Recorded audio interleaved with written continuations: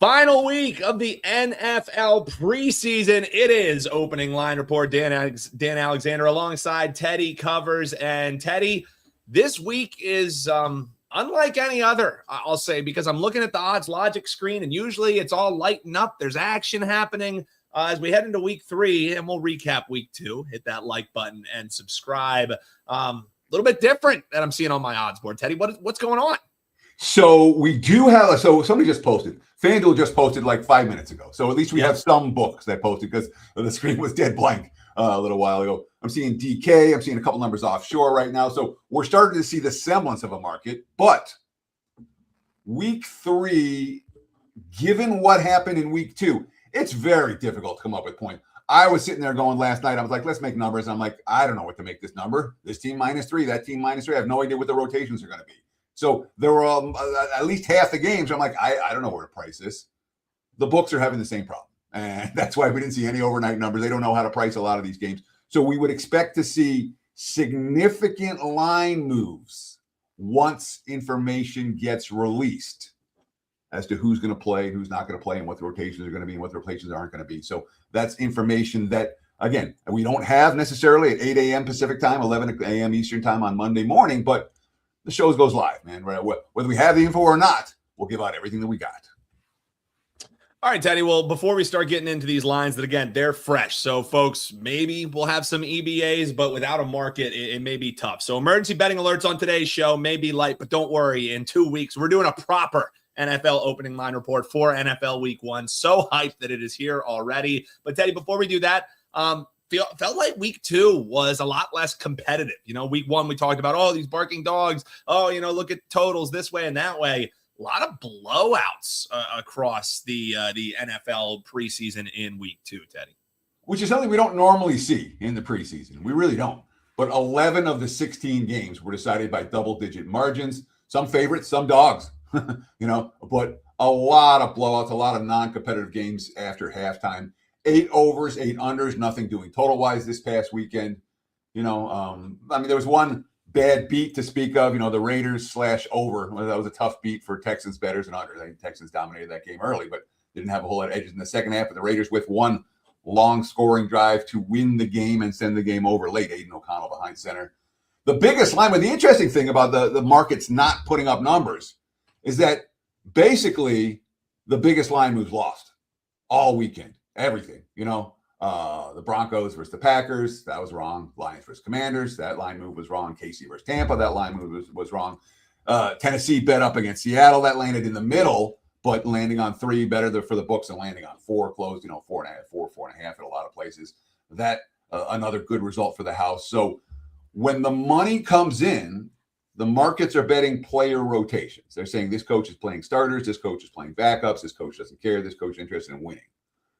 That's what moves the markets. And what we've seen in 2026 is the coach is saying that doesn't necessarily mean it's going to happen. That's why a lot of these games have been very good for the house, not so good for the wise guys.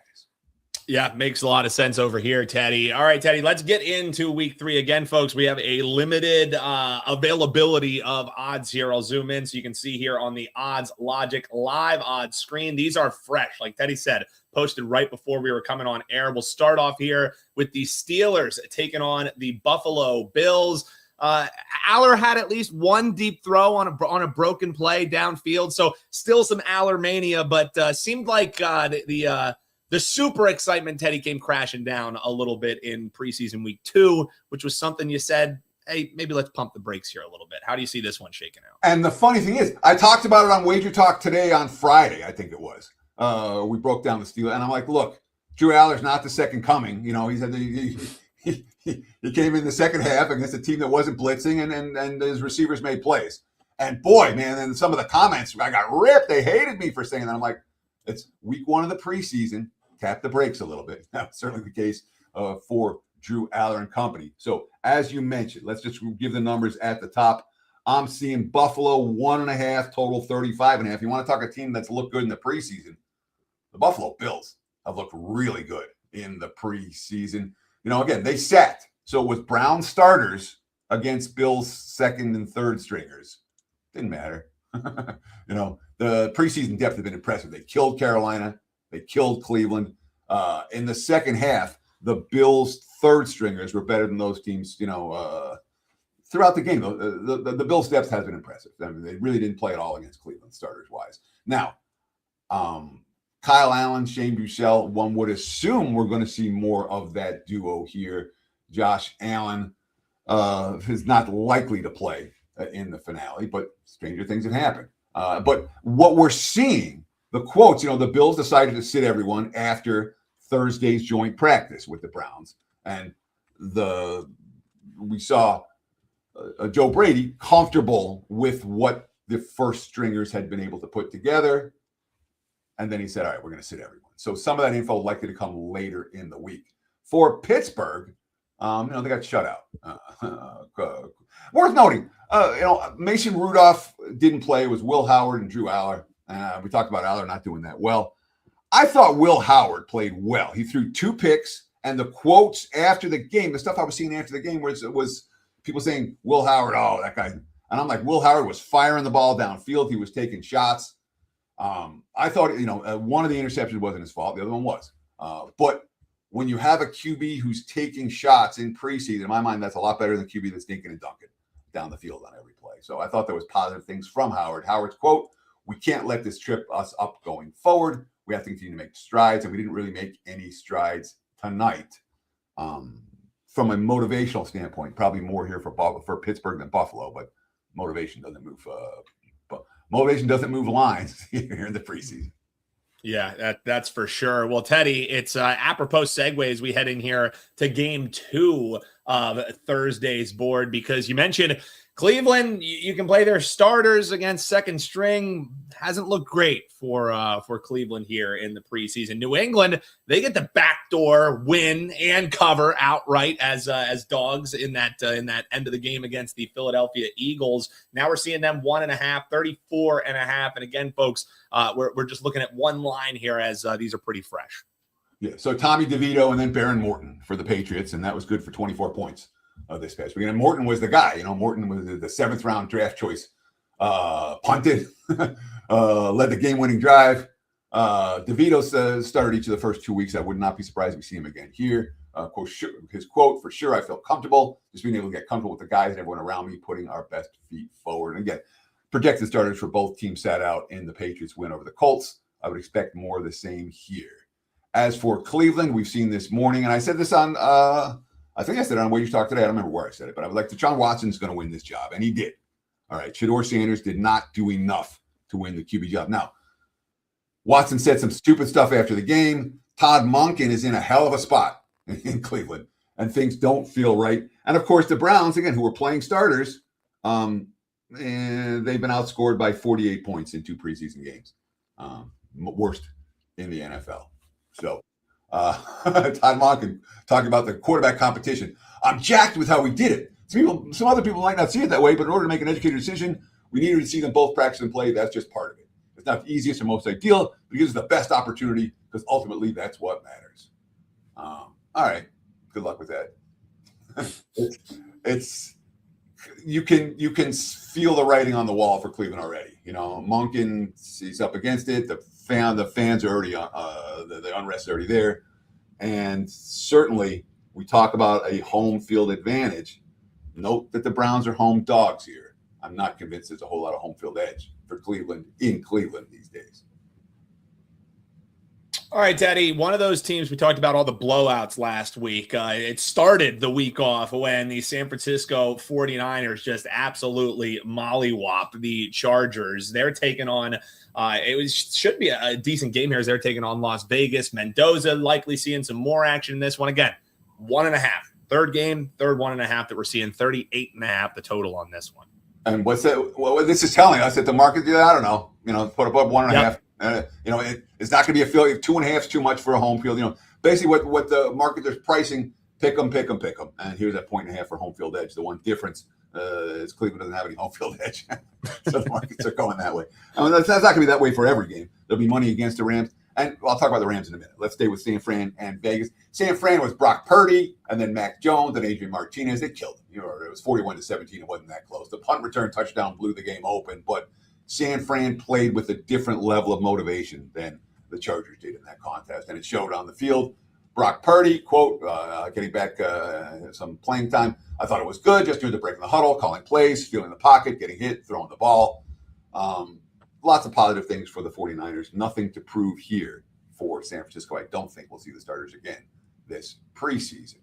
The Raiders have had issues. You know, their secondary has been bad.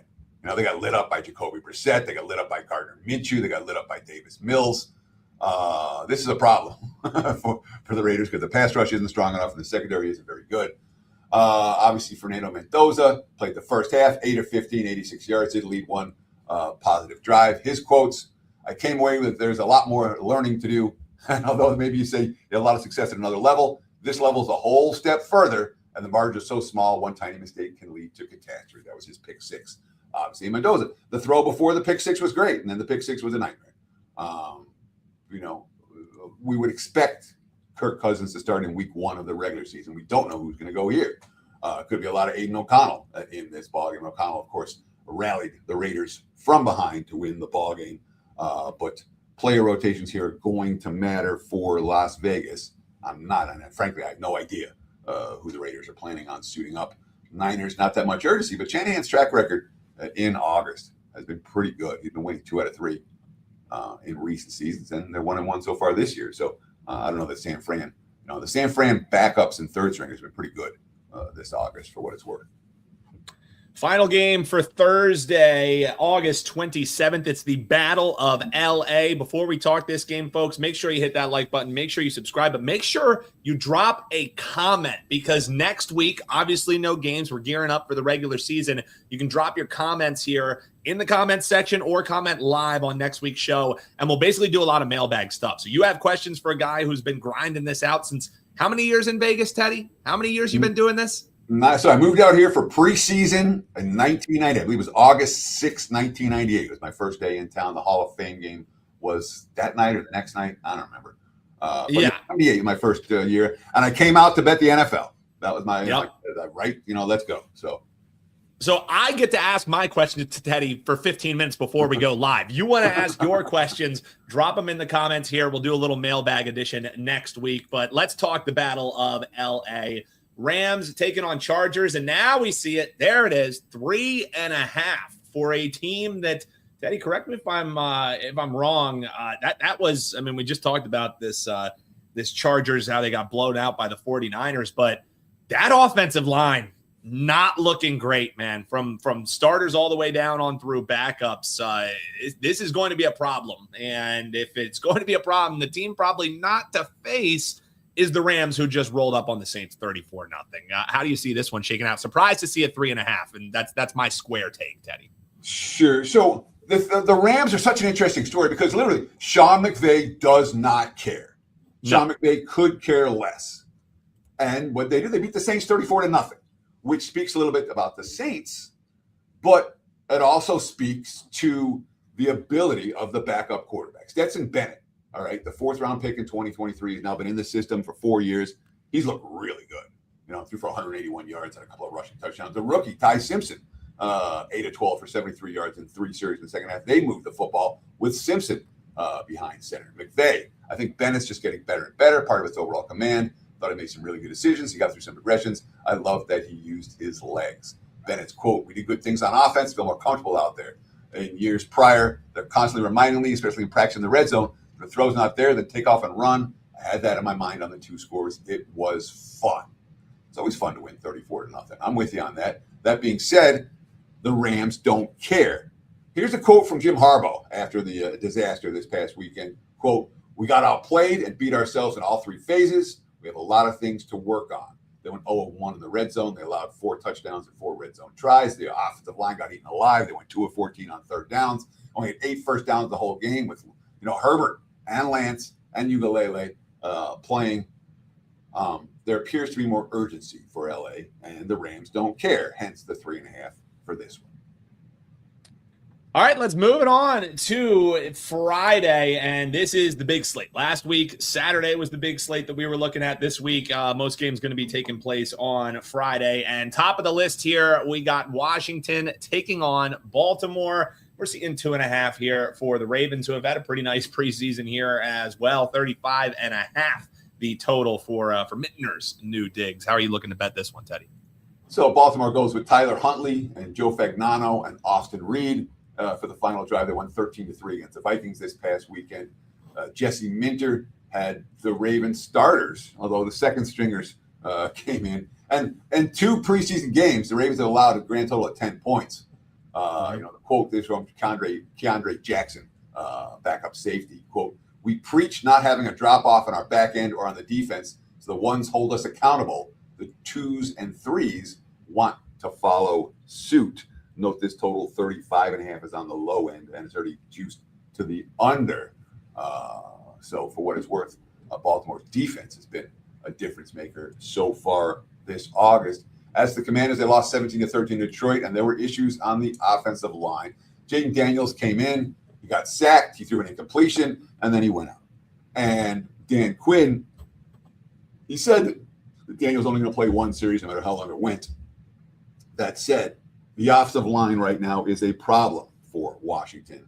And when you have an offensive line issue in your last preseason game and you're facing a Ravens defense that's blowing everything up at the line of scrimmage, that could be a problem.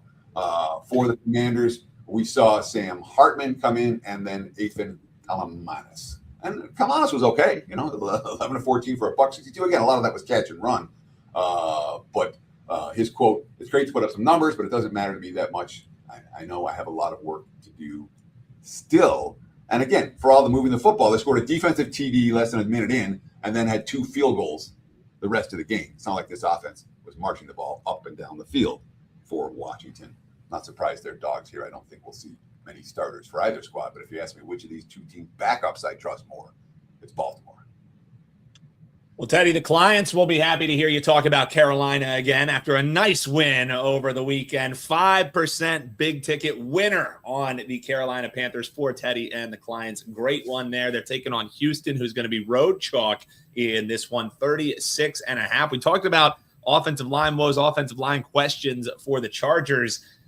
Kind of feels like those same kind of questions could be asked of Houston here, whose offense needs to be taken a step forward this season for sure, since they have that stout defense. What do you think about this one, Teddy?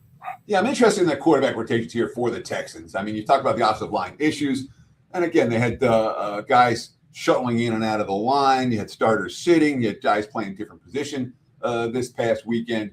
The guys that brought in as free agents to start ended up playing with the second unit, and Smith and Teller. So it was, and that's what preseason's for, trying different combinations, et cetera. Stroud led the Texans to a touchdown in his only series. Stroud and the offensive line in front of him were the Texan starters who played in the ballgame. But the issues for Houston as they blew that game to the Raiders was that Brett Rippon was going to come in the second half. And remember, they had injuries. Mills wasn't going to play. They had injuries behind him. They had other quarterbacks who they brought in and tried out, and then those guys weren't good enough. So they're like, okay, Rippon, he's a guy off the waiver wire. And he went 6 of 10 for 44 yards. They were scoreless after halftime. I'm not sure yet what the QB rotation looks like here. As for Carolina, thank you for the kudos. It was 5% big ticket. We like them when they're right. And that was the right side. The info pointed really strongly towards Carolina, and the markets didn't make a big adjustment for the Panthers. We saw Bryce Young, Kenny Pickett, Kyle Trask all play fairly well. But they were in control. They scored a touchdown on the first drive and were in control throughout. And when we like the right sides when those happen. Bryce Young after the game, for us, the team and identity, it was definitely a step in the right direction after a really ugly week 1 showing. You don't want to get too high, you don't want to get too low. Figure out how we can replicate the good. There's plenty of stuff to learn from.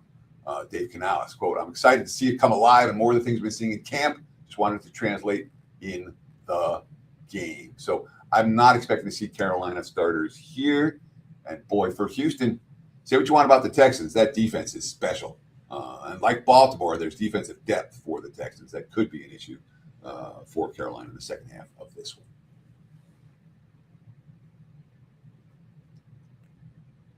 Oh, you're muted, buddy. Yeah, it would help if you could hear me, right? The Atlanta Falcons take on the Miami Dolphins as we keep on rolling here. We're starting to see the Green Book throwing up some lines here as well, Teddy. So we're seeing 3, 2.5 here for Atlanta, 36.5 total in both of them. How do you see this one? Yeah, boy, the Falcons were another team that I did not expect to see what I saw from Atlanta this past weekend at all. Unfortunately, cost me a bet. But Cooper Rush, who was also the guy that just signed off the waiver wire, he came in and played against starters and second stringers and 10 of 11.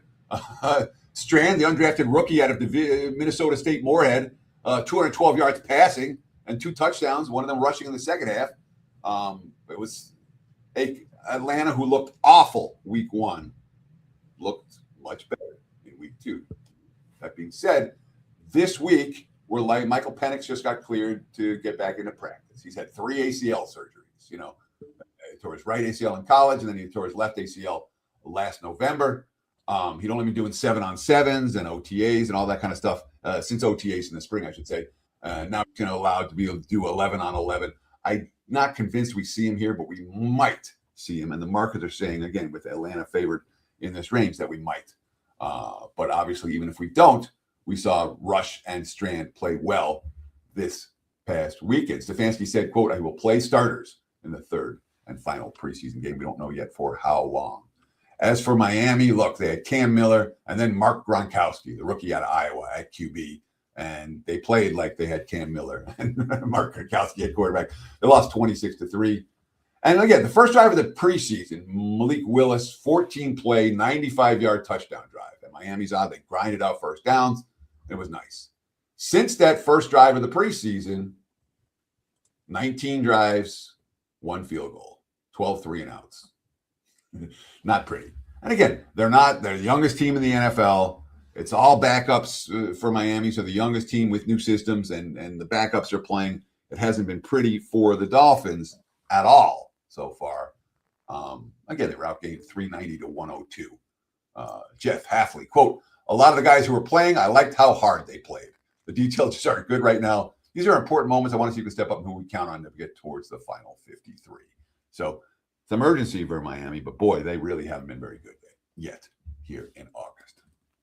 Yeah, that is for sure. Will that continue into the regular season? Well, you're going to tune in every single week here on Opening Line Report to find out, baby. All right, we got a lot more games actually here left on Saturday, Teddy. Let's do Tampa Bay versus Jacksonville. Jacksonville was the other side of that rocking chair 5% winner. They're taking on the Bucs here, and Bucs, I mean, obviously it doesn't matter much for NFL preseason week 3, but questions. What do you do with Baker Mayfield moving forward here? Because you see I think it was CJ Stroud saying he wants like 70 million, something like that. That's the market for quarterbacks, folks. So major questions for what the Bucs are going to be doing moving forward. But as far as this game is concerned, Teddy, what do we think?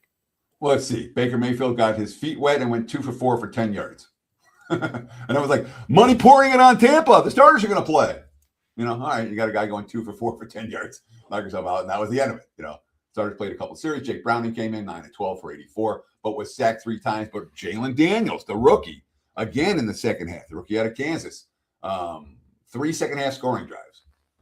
And he looked pretty darn good in doing so. So the fact that Jalen Daniels has been successful, what we expect in the second half of each of his first 2 preseason games, we're likely to see more of him here.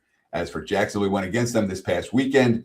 Again, Liam Cohen is now 1 win, 3 losses, 1 tie in 5 preseason games. And the 1 win came in a game where they were blown out and then outscored them 18-0 after halftime with Nick Mullins behind center. So this is a Coach Cohen who does not seem to care a lot, about winning games in August. That was part of the handicap for it, because Carolina did carry this past weekend. And again, we saw Nick Mullins and Carter Bradley. Carter Bradley was pretty rough. Joey Aguilar. Aguilar was pretty good, actually. 9 of 10 for $130 and a touchdown. But no starters played. And then, 9 first-half turnovers, 9 first-half penalties, a couple of turnovers. I don't think that there's too much concern for Jacksonville, even though they got whopped in that ballgame. Cohen, quote, we just have to keep building. It doesn't seem like there's urgency for the Jags. It doesn't seem like Cohen cares about winning in August. All right, Teddy, Battle of New York coming up here. But first, shout out to the comments section. Nearly 1,000 of you watching live. We appreciate it. We're talking NFL preseason week 3, and we got 1,000 of you live. We greatly appreciate that. Hit that like button and subscribe. But Have Cash saying, hey, probably going to join the little pick 5 contest that's going on for Splash Sports. Well, Have, let me tell you, you should join in with what we're doing, this Survivor contest over with Splash Sports. When you sign up, you can use code WagerTalk and you get a $100 bonus. That $100 bonus, Have, can be used towards that WagerTalk pick 5. So you like these contests? No proxy. Don't have to go to Vegas for doing your pick 5. Don't have to go to Vegas. Don't have to hit up a proxy, say, hey, I need to get my picks in. And then they're stuck in traffic and you're all stressed, Teddy. You don't have to tip the proxy when you win. Yeah. That's a good point. We love the proxies, but you got to pay them. Yeah, and that's everyone talks about, rake this, rake that. Yeah, think about going there, getting a hotel, getting the proxy service, all that good stuff. Folks, none of it. All you have to do is be in a state where Splash is legal. It's across multiple different states. If you're like me in Pennsylvania, what I did, Teddy, I just drove right over the bridge over Philly, went into New Jersey, signed up. I can still make my picks in PA. So as long as you sign up in a state, you can do them anywhere, folks. This is the most accessible Survivor pool that I've ever seen, and we're talking about a $21 million prize. Use code WagerTalk. You get a $100 bonus. Teddy's in it. I'm in it. Andy Lang, Kelly in Vegas, Steve Merrill, all your favorite Wager Talkers. Let's put our money where our mouth is. Pro Football Survivor coming your way for $21 million. And if you want to join that pick 5 like Have, info over at wagertalk.com on our live odds page, or just head on over to splashsports.com. You'll see it on the landing page there. So that's what we got going on these contests, Teddy. NFL season right around the corner. 2 weeks from now, Teddy, we're doing a proper opening line report. So folks, early bird pricing, it's going away because now is the time to hop in, right, Teddy? Sure. So let's be real. 2 weeks from now, we'll talk about week 1, but the first real opening line report comes week 2 because the week 1 numbers have been up there also. But that being said, you know how it is. Every Monday we'll be here all season long, right through the Super Bowl, right through the week after the Super Bowl. Accountability and strong information every week. If you like my style of handicapping, if you want to get on board for this football season, look, it's $5.99 for the full season. That's going to get you everything in the preseason still. The regular season, every play, every day, all 5% included. It's going to give you all the playoffs. It's going to give you the Super Bowl. It's going to give you the prop report. There is nothing more to buy. Use promo code Teddy50. Get $50 off the NFL full season package. Again, $5.99. Get it for $5.49. Promo code Teddy50. WT.buzz/TC. And folks, that is every single NFL play, every single write-up, all the way through the Super Bowl. So if you like Teddy, this is the time to hop on board, folks. You're not going to get a better price than that right here, right now. Code Teddy50, WT.buzz/TC is the quickest way to get to his page. All right, Teddy, Battle of New York, baby. Here's the thing is on Wager Talk today, you join us every single Friday. More reasons to subscribe, folks. Friday is a terrific show. Marco D'Angelo, Teddy covers Yanni the Greek. You can't do better than that. You told people, let's pump the brakes a little bit here on the Steelers, folks. If I'm betting this game, I'm actually looking towards the Jets side. They shut them out. 17-0. Jets get the win. The Giants also perform very well. You mentioned that when you were breaking down Miami. 26-3 was the final in that one. How does the Battle of New York shake out here, Teddy? Yeah, Jets off 17-0 win over the Steelers. It was Geno, and then Kate Klubnik and Bailey Zappi came in, and Zappi wasn't good again. Brady Cook. Geno's quote after the game, it felt good to be out there with the guys. Obviously, we got one drive in, but we scored a touchdown. You always want to start fast, and that was a good thing. Definitely a lot of room for improvement. That being said, they got just 62 yards on the ground, and 16 of them came on a scramble from Kate Klubnik. Aaron Glenn was worried about that. Quote, I know the Steelers pride themselves on stopping the run, but that's not a pass for us. We got to get better in that aspect, and we will. And, of course, the Jets' defense, guess what? 2 interceptions last week, which is something that has been a problem for the Jets' defense. They became the first NFL team since 1933 when they started tracking interceptions to go a full season without a single INT last year. As for the Giants, they beat Miami 26-3. And, boy, they were the better team in the joint practices. They were the better team in the preseason game. It really wasn't that close. Jameis Winston, 150 yards and a touchdown in the first half. And then it was backups versus backups, and the Giants' backups outgained Miami's backups 390-102. Jameis, Brandon Allen, Jake Haener, Jackson Dart was in some pregame drills but didn't play. Don't know yet. Haven't heard anything for starters for either team, but the market seemed to think that the Giants more likely to get Jackson Dart some work than the Jets getting Geno Smith work this past weekend. All right, Teddy, game that I will have boots on the ground for here. We got the Eagles taking on the Bengals. I'll be making the trip down to the link and probably seeing none of the Eagles starters play if Nick Sirianni has it his way. At 2.5, though, we're seeing Philadelphia. Third time, Teddy, that Philadelphia is a favorite here in 3 preseason games. They haven't won or covered any of them. So now they're taking on the Bengals. How do you see this one breaking down? Yeah, they're favorite here because the markets don't want Cincinnati. We saw Andy Dalton start both preseason games for Philadelphia. That tells us that he's likely to, be the number 2 again this year, and he's ahead of Tanner McKee. And I think that's been the case. That being said, Dalton hasn't looked good here in the preseason. 3 of 10 for 44 yards against New England, 3 of 6 for 20 yards against Baltimore, and McKee had a couple of touchdown passes against the Pats and was more efficient overall. But again, when you have teams, we have quarterbacks playing in the first couple of series against the better defenses than they're facing later. You tried not to overreact to the fact that Andy Dalton hasn't looked great so far this season compared to Tanner McKee, even though it looks like Dalton is in line for the number 2 job in Philadelphia. As for Cincinnati, so the Bengals are 2-0 in the preseason. This is the first time since Zach Taylor was hired in 2019 that they've actually won 2 preseason games. They never won 3. It was Josh Johnson and Sean Clifford combining for 282 passing yards and 3 touchdowns. Zach Taylor's quote, "Josh, I thought played excellent, finished with a nice touchdown drive at halftime. I probably would have played him into the third quarter, but I thought he played real clean, and I got Sean Clifford in there in the second half. Would not be surprised. I don't think we're going to see a lot of starters from Cincy, but I would not be surprised at all if we see a little bit more from Sean Clifford here compared to Johnson, who played well last time and is a veteran."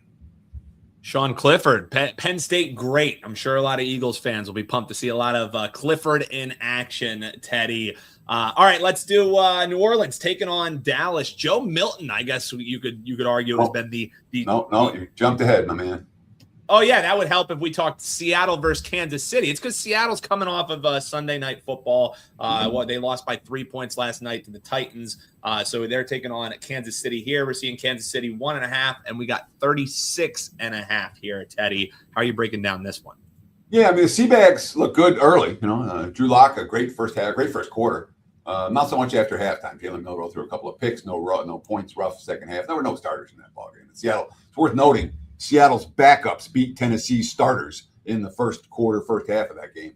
That being said, they had 14 penalties for 100 and something yards, and there were 3 turnovers, didn't force any. It was not a clean game, and they suffered a bunch of injuries as well.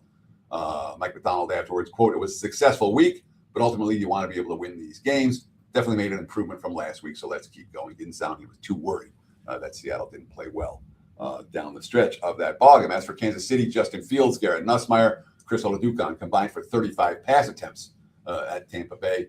Out of those 35 pass attempts, none of them gained more than, 17 yards. It was all dinks and dunks. The pass rush was there on defense, a positive sign for KC. But it's, Butker missed the game-winning field goal. They still covered the number. But you talk about coaches that do not care in August, Andy Reid, at or near the top of that list. That being said, I'm not sure Mike McDonald cares that much either about the wins and the losses. All right, now we get to talk about the Saints taking on the Cowboys. And if the Saints score 1 touchdown, Teddy, they've done better than they did in the previous week here in the NFL preseason. The Spencer Rattler experiment, I think, is starting to come to a resounding end here. They're taking on Dallas. Dallas, 3.5-point favorites in this one at home, 37.5, Teddy. The Saints didn't play their starters either the first 2 weeks at all. I'm not convinced we're going to see a whole lot of them here. They lost 34-0, but the Rams didn't play starters either. So backups versus backups, the Saints, the depth isn't there. It's Zach Wilson, then Spencer Rattler. They finished -3 in turnovers, had a dozen penalties. And Wilson looked like the better QB in general. But then this time it was flipped. Rattler played first half for Wilson. Second half, Rattler threw a pick 6.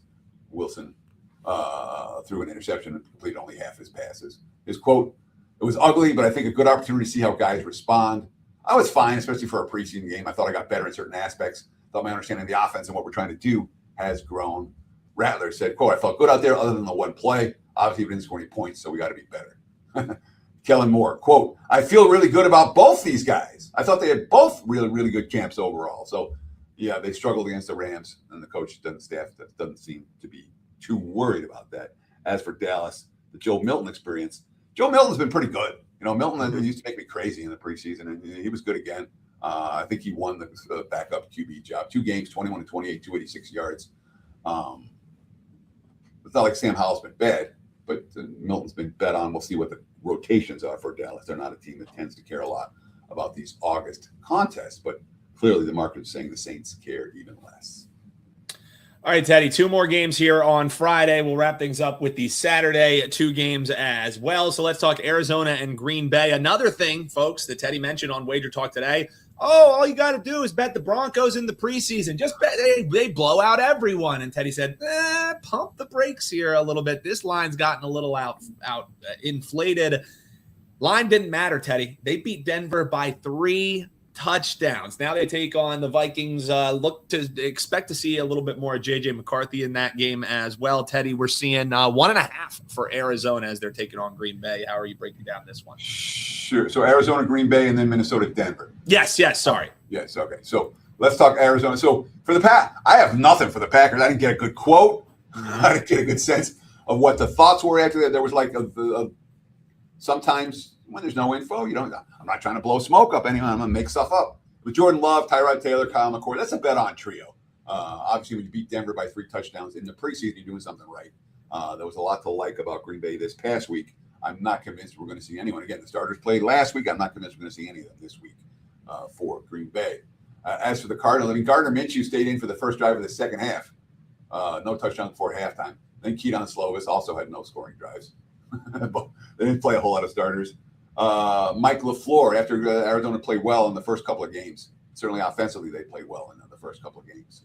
The preseason, remember, they played in the Hall of Fame game. Quote, LaFleur, it was the culmination of our week. We had a sloppy week of practice. I don't think we practiced really well over the last week since Vegas. There have been individuals who have practiced well. There have been times we've done good things, but overall it wasn't good enough.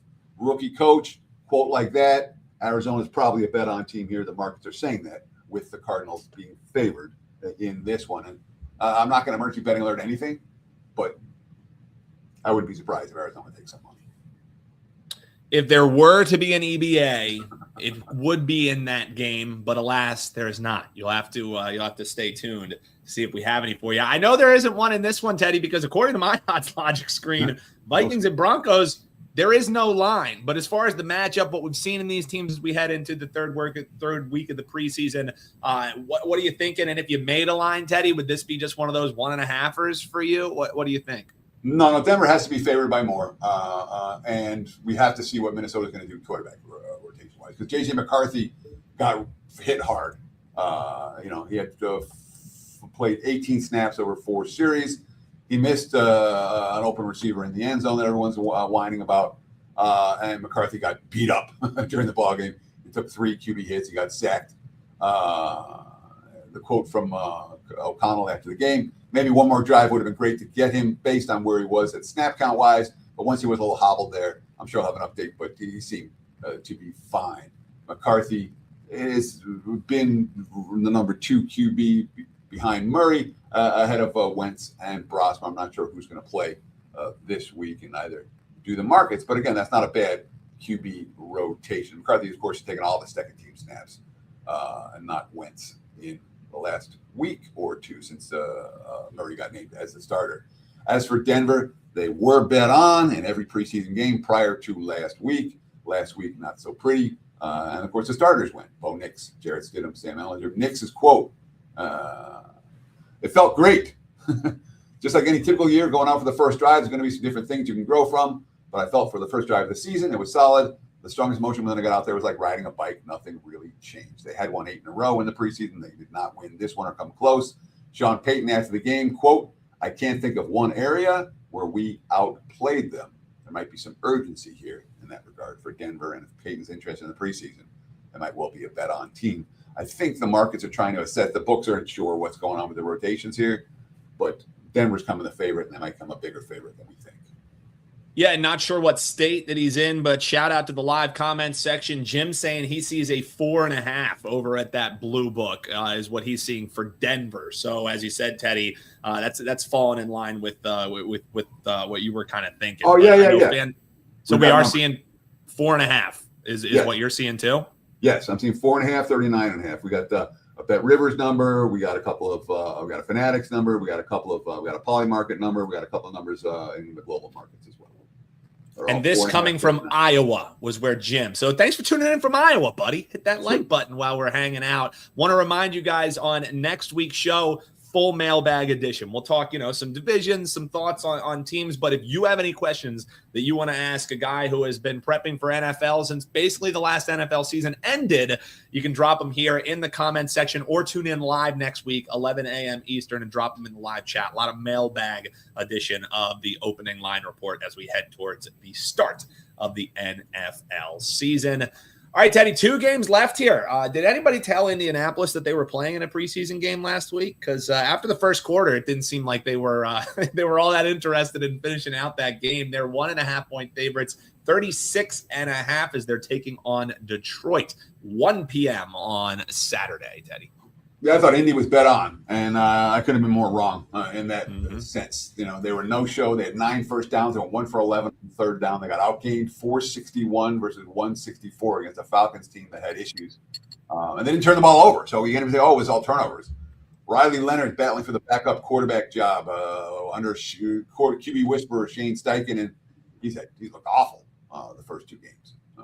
He's done nothing to win the backup quarterback job. Anthony Richardson had 3.7 yards per pass attempt, 3 of 9 passing. His longest rush was 7 yards. He was sacked twice. That was a cut me, I want to be a free agent performance, not I want to be the backup quarterback on this team performance, going up against the backup defense. Steichen talking about the competition for Danny Dimes' backup job. Quote, it's still ongoing. We've got a lot of belief. We got a lot of belief and faith in both these guys, so we'll keep that going. Wasn't pretty for Indy. Maybe there's more urgency for the Colts. There's surely more urgency for the Colts than the Lions. The Lions didn't play starters again.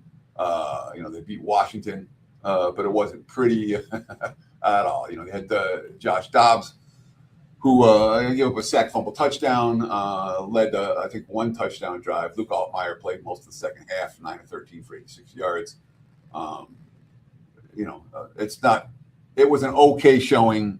Campbell's not a coach. I think he's all that worried about wins and losses. And anyone that Colts took money last week and burned their backers, I wouldn't be surprised to take money this week.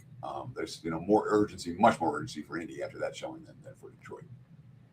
Teddy, this next matchup, I know everyone is going to be excited for because it means it's the end of the NFL preseason. And the next game that we'll be talking, as you see in the odds screen, is New England and Seattle to start off the NFL true season. But first, we have to talk Chicago and Tennessee. Tennessee off the win last night. Teddy, how are you seeing the final game of the NFL preseason?